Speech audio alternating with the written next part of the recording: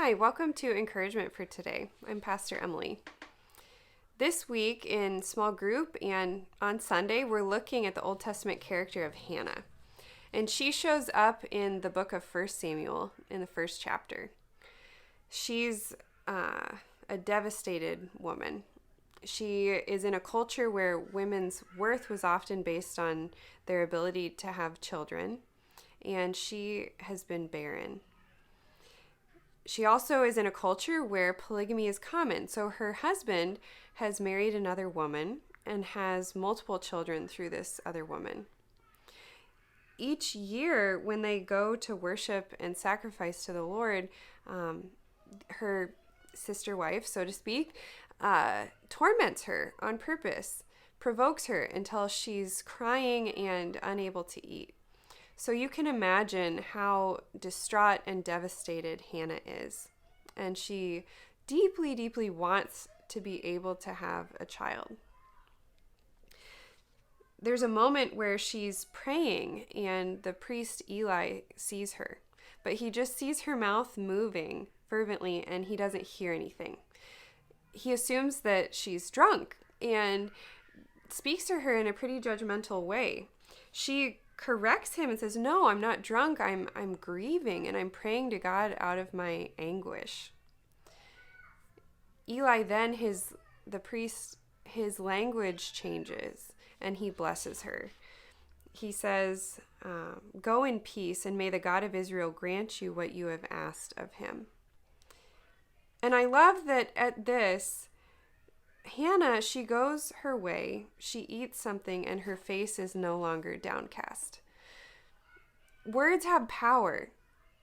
Hannah had relief from her prayer and from the blessing of Eli. This is before her prayer is even answered.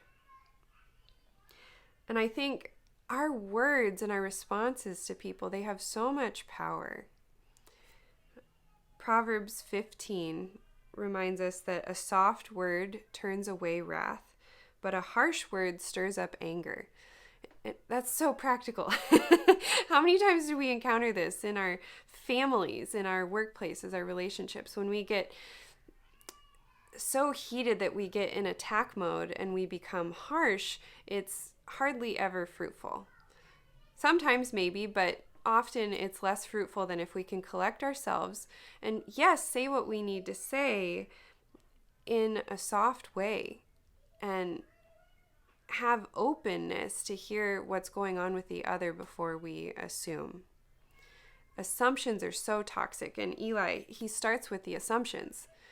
And thankfully, he's able to slow down and hear Hannah's correction and respond to her with the appropriate empathy and grace.